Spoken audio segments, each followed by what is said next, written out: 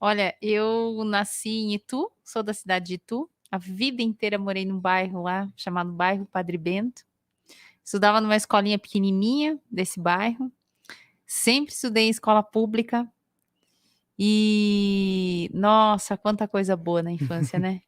No Meu interior é Deus do diferente, céu, né? completamente diferente. Tinha na escola sozinha, voltava sozinha. E as professoras, né? A gente se lembra disso. Eu entrei na escola, eu era muito nova. Eu comecei a ler e escrever, eu tinha 3 anos. Já era Nossa. acima da média. É, já era meio esquisita nessa época aí.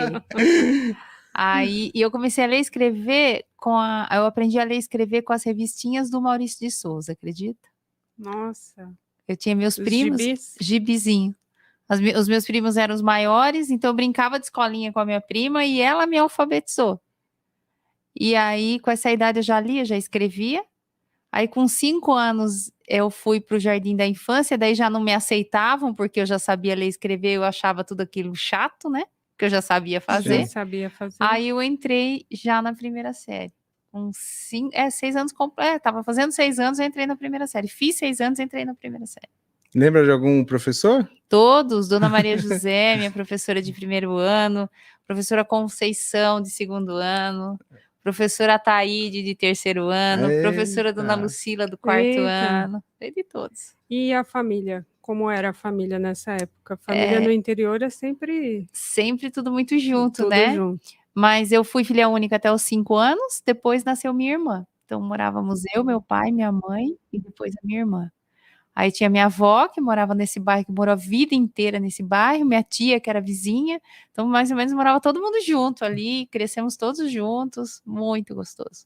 A Elaine É, também teve a infância no interior, né, Elaine? eu morei no Vale do Paraíba, fui para Ah, lá tá. com 6 anos. Então é uma liberdade tremenda que a gente tem, Tremenda. né? Brincava na rua, à noite, saía para brincar, então era, né, ficava lá brincando 8, Sim. 9 horas da noite, não tinha esse perigo que a gente tem hoje. Então, assim, tive uma infância muito legal, de brincar muito, de se divertir mesmo, bastante. E desde pequena já era uma criança estudiosa, então. Já era esquisita, já era estranha.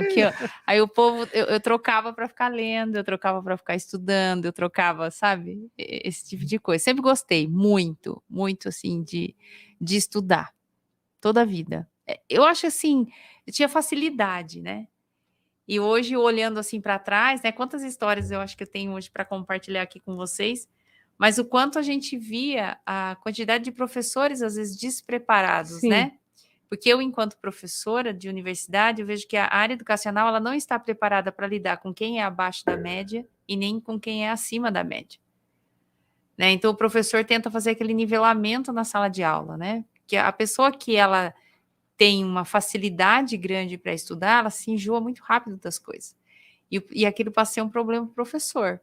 Então, o professor não está, muitas vezes, preparado para aquilo, né? Então, você acaba, muitas vezes, sendo um problema dentro da sala de aula. E eu vi, assim, né, que nem hoje, com a idade que eu tenho, com tudo que eu estudei, o quanto, na verdade, não era desinteresse pela matéria, ou até, às vezes, dificuldade pela matéria. Na verdade, o professor não compreendia a agilidade do pensamento em colocar muito mais desafios para a gente ali dentro da sala de aula. você sabe que a gente passou por isso em casa, né? Com o Leandro. Sim. Leandro, aos 5 anos, também foi. Não sei se eu posso usar o termo diagnosticado na época, né? Com meu irmão caçula, com o QI elevado. E era muito rápido o aprendizado dele.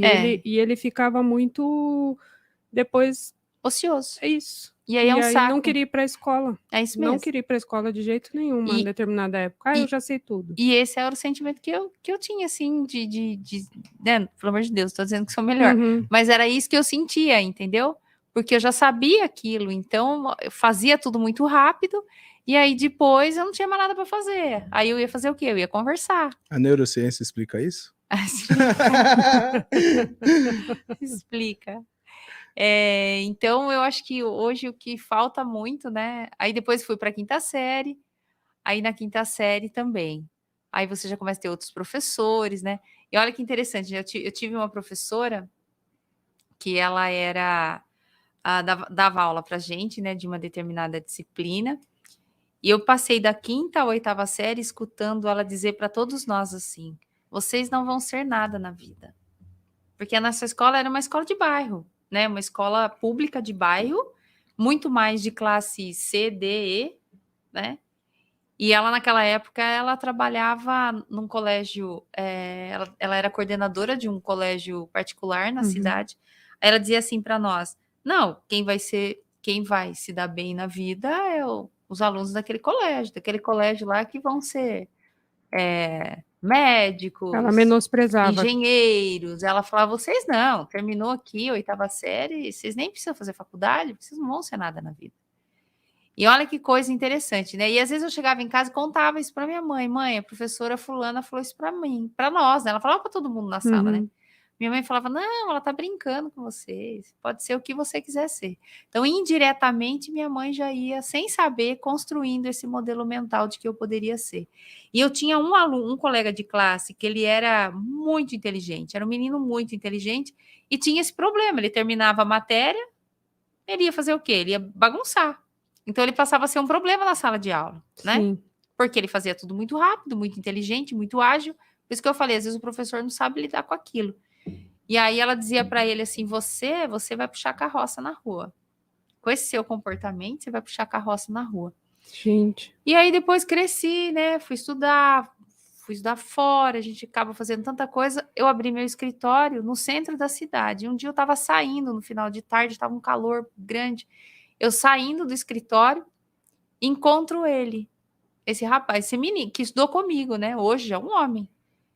Ele se transformou exatamente naquilo que a minha professora falava. Ele estava puxando uma carroça. Ele me viu, me reconheceu, ele baixou a cabeça, ficou com vergonha de mim. Então, eu queria até deixar essa mensagem, sabe? Se tem professor assistindo e até os pais, né? Que eu vejo hoje muito pais buscando escolas para pôr o seu filho e medindo a escola pelo valor, pelo preço. Você tem que medir a escola pelo professor. Muito sério isso, É o né? professor, porque do 0 aos 7 anos nós estamos construindo o caráter de uma criança. Nós estamos construindo o modelo mental. A infância é o piso que você vai ficar em cima o resto da sua vida. Ele é o chão.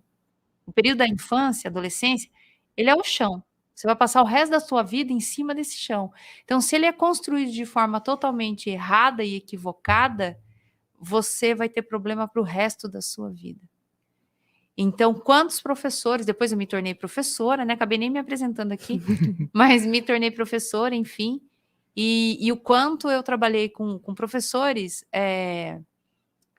que se tornam professores não por amor à profissão, mas porque não conseguiu ser nada na vida e vira professor e destrói a vida das pessoas, destrói a vida das crianças, destrói a vida dos adolescentes, joga nas crianças a lata de lixo que tem em casa. E pais e mães que estão assistindo, comecem a prestar atenção no teu filho, porque esse chão que é construído na infância é com quem eu vou trabalhar hoje dentro da empresa, que é com adulto.